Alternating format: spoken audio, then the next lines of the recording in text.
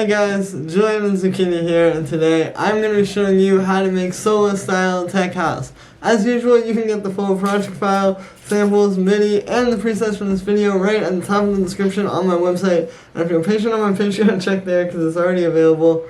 And let's dive in. Alright, so 126 BPM is our tempo, and the first sound we have here is the kick. Now I've left the kick completely dry. I just want to show you the power of just having like a really solid, hard-hitting kick sample. You know, like this is just a good kick. You can pretty much see the waveform is like just really fat.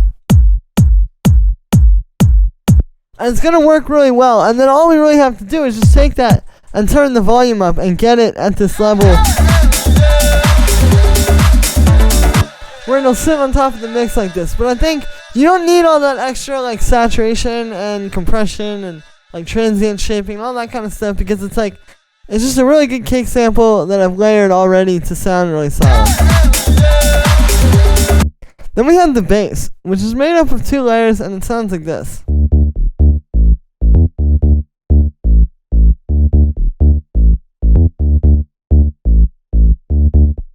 So the bass line is really simple. The notes that it's playing are just D, E, and A.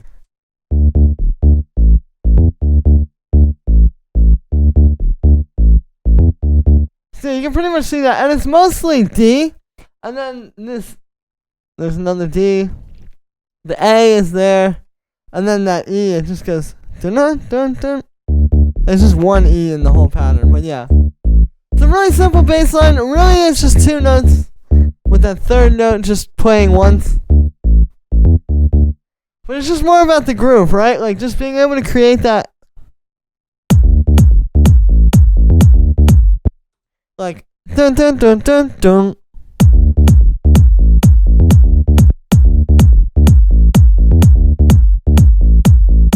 And creating like a groove with the bass line that everything else can kind of bounce off of in the track. Now from the sound here, so essentially it's a sub bass, which you can see is just a simple operator patch where it's just a sine wave with a little bit of FM from the second sine wave. And then the thing that makes that one unique is that it's an octave up. So that's how we're kind of getting that like.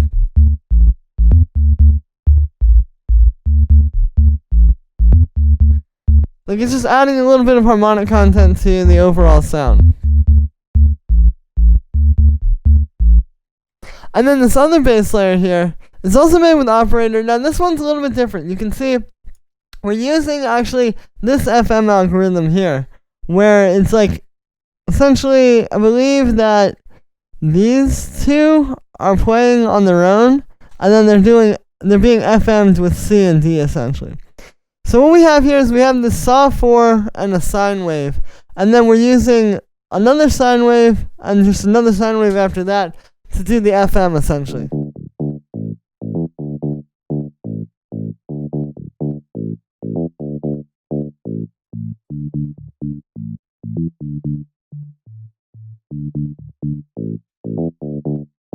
And yeah, you can see when we bring in the second and the third and fourth oscillator, that's really what gives it that like kind of more mid-rangey sort of sound. And then I have a low pass filter on here. Without that, and then with it, just kind of dials it back a little bit. And then a high pass as well to make this fit better with the kick and with the sub bass. And then we have a compressor, just side chaining these to the kick. So kind of like with the kick, you know, if you just have some good bass layers and you're able to level them out right, you don't really need a whole lot of extra stuff on them. It's just side chaining it and getting the volume right.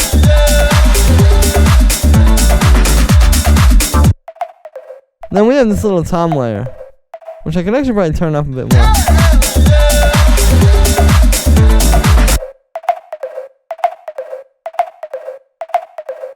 So this is just meant to be kind of like a nice background sort of grooving layer.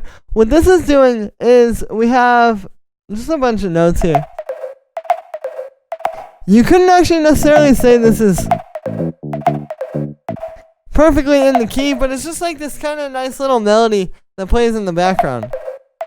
And this is just about creating that one little dun-dun-dun-dun, and then creating that and just having it go over and over. You're not really going to have a lot more notes than that with this one. And then what this is this little 808 tom sound just going through like a short reverb, and then it's being sidechained to the kick. And again, that just adds kind of like a more like rhythmic melody in there essentially. Then we have the main hi-hat, which is 2 layers. And what we're doing here is we have one, which is like the bright high-end, and one which gives you that punch, because as much as you hear that bright like open hi-hat layer, the really needs to be there too to give it some punch, because if you don't have this, just this on its own doesn't really have enough punch to punch through the mix. Like if I turn off that closed hi-hat, you can hear when I turn it back on, you just need that underneath it.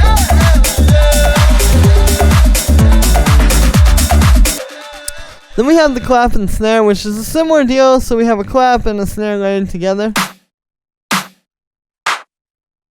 So the clap is giving you like the and then the snare is giving you the like the punchy part.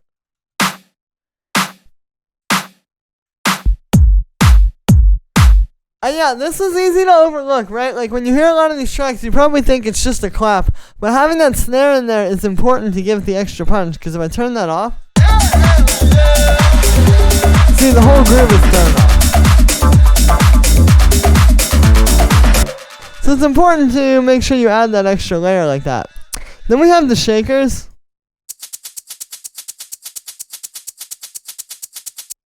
So as you can hear, it's kind of an interesting groove there. And the way this is being created is we have this shaker, which is just one of my shaker loops from one of my sample packs.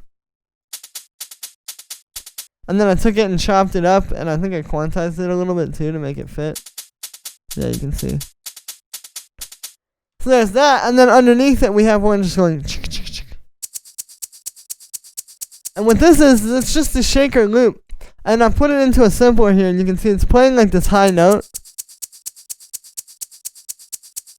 But that's the one that's just like that steady. And then when you put those together, you get an interesting groove. And this is a great way to create that, because like obviously like if we just get a bunch of different shakers and just program them all to go chick, chick, chick, just straight 16th notes, like it's gonna be kind of boring. But this way we're creating some more nuance in there.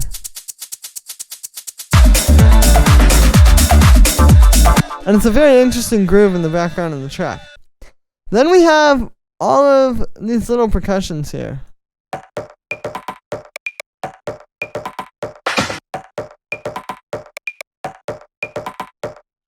So there's more percussion in the track that I'm going to break down in a second, but these are all the like programmed percussions, right? Like we've got like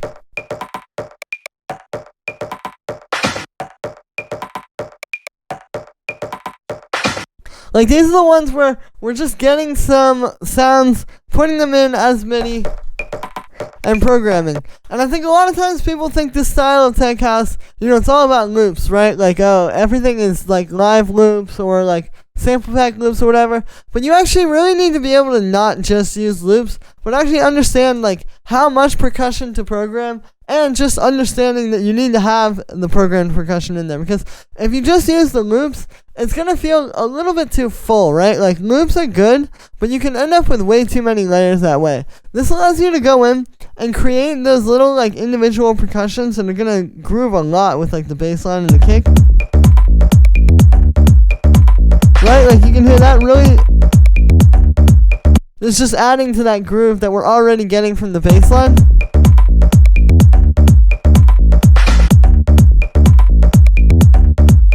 But we can put these in without filling the track out too much. Because again, the live stuff and the loops are good, but not for like these specific percussions. And we have a few different ones here. Like you'll notice there's this one which just kind of like bounces around different notes. Which is a good way to get more mileage out of one sound, right? Because we're essentially getting different percussion notes out of that sound. We have like this clave, which just hits at the same time every single. Like that. We have this rim shot and the rolls.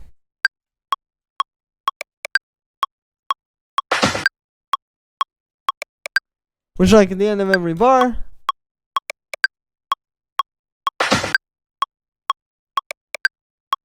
And yeah, so there's the programmed percussion. And again, it's not necessarily about any particular layer. It's just about knowing like how much to use and when is too much, but also when is not enough. Because if you don't have enough of this stuff, like too much is bad, but if you don't have enough of this stuff, it's gonna be a bit empty, and your track isn't really gonna sound that professional because it's gonna be missing something. So yeah, we've got that in there. Then underneath that, we have the more like live percussion. Like we have these congas, which these are like some live congas that I took, and then just created that like really repetitive groove with the EQ3 on there to take off the highs. And then we have this live percussion as well, which is just like some recorded.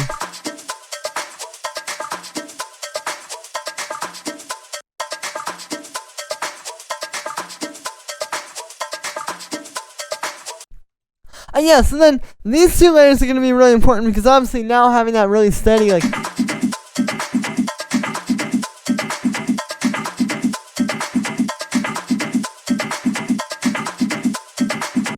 you combine that with the program stuff.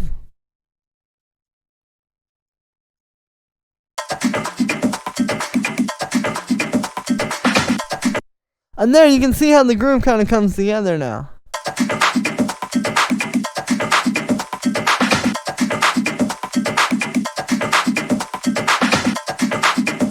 So yeah, this is about how full like your percussion section should sound before you have hi-hats and like the kick and all that stuff. Just like these background like kind of main percussions that are going to be in the track.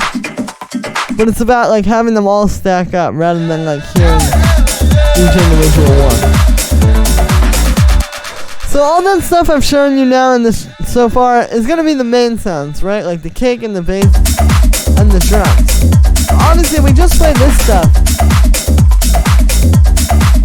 It's a bit flat because that stuff is just sort of like I said, like the main like upfront stuff. So then we have to have some type of like background sounds and some type of like effects in the track. And that's where all this stuff on the bottom is going to come in.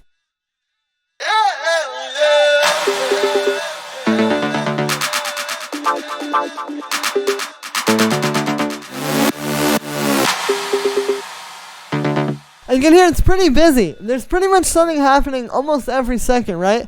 And so that's how you want to think about it. Like all these little sounds in here are going to be like creating their own little sort of like main groove section. Just like how like the main like foundational elements like the bass and the kick and the percussions do. These are all going to be doing their own thing. But it's just adding like this background effects in the track so that again it's not just going to be like the main most basic stuff.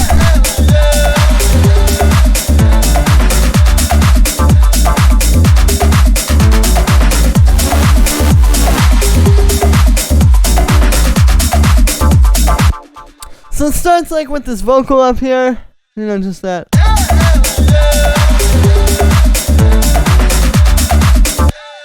Got a nice slow echo on that as well, half notes, so it really like, like rings out like that.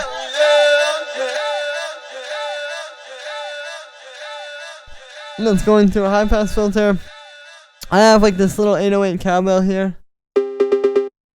Which if you notice, that's kind of doing Callin Response with this synth stab down here, right? Like it goes.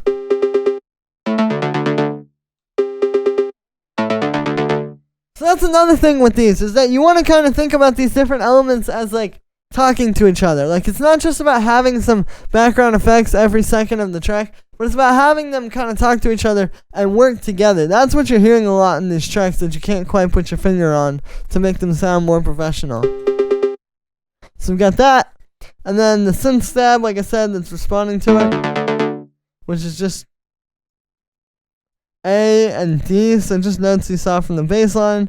But yeah, and then that's just this little analog sound. So we have a square wave and a saw wave, which is an octave up, going into a low pass filter with an envelope, some unison, a bit of drum bus to make it fatter too, and then just a high pass filter. We have like this background clap, which is that little, like, you've heard that in a lot of tracks. So that's just a clap with a bit of delay on it. We have these little stabs which play together. These are just some audio stabs. On one of these, the second one here, you can see I've got a filter actually with an envelope on it. And let's just go through a bit of echo, some drum bus, and a high pass filter. We have that same background clap that you saw with the delay, but this one has a bunch of reverb. Which that's also kind of, if you listen, that's kind of responding to the vocal, right? Because the vocal goes. It's like. And then even over here, that does Callin Response with the synth stab. So again, they're all working together. It's not just a matter of having them there, but it's a matter of having them there and having them work together to the same goal. And then the last sound down here is just this little synth stab. So the way this is being made is with a bit of automation and also just with some interesting synth stuff. So what we're doing is it's this analog patch where we have a saw wave and then another saw wave, which is 2 octaves up from that first one. So you're already hearing these 2 oscillators very separately. But then what I'm also doing here is you can see inside of analog, each oscillator has its own pitch envelope. So if you notice the second one, the time is a bit longer. So you're getting one oscillator going and then one going like really quickly pitching up. And you're hearing those 2 different pitches happening at once. If I set these to the same setting, you'll notice it doesn't quite have the same. Like it's not quite the same vibe. And you can play with this even more too. You can do like that, you know, like there's a lot that can be done with this, but I really think that just having them at 2 separate times kind of makes it a bit more interesting.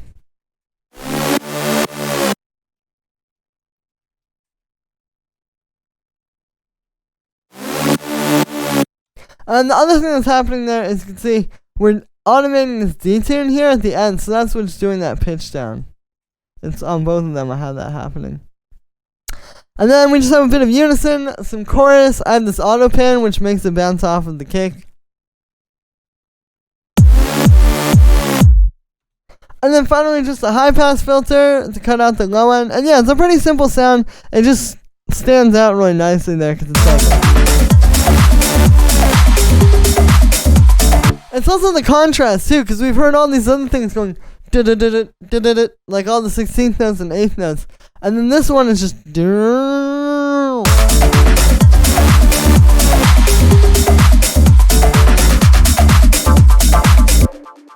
yeah, so that's gonna be it for this one, guys. I hope you enjoyed. As always, make sure to like this video as well as subscribe, and let me know what you think of this video in the comments. Like I said in the beginning, you can get this full project file, samples, MIDI, presets, everything, even that last little synth stab you saw me talking about, is available at the top of the description on my website and on my Bandcamp for just $5. Really helps support me, plus you get a bunch of really awesome samples and MIDI and a project file, and plus presets that you can work with and make your own awesome professional sounding track in the style. So that's going to be it for this one. Thank you very much, and I will see you tomorrow with another video.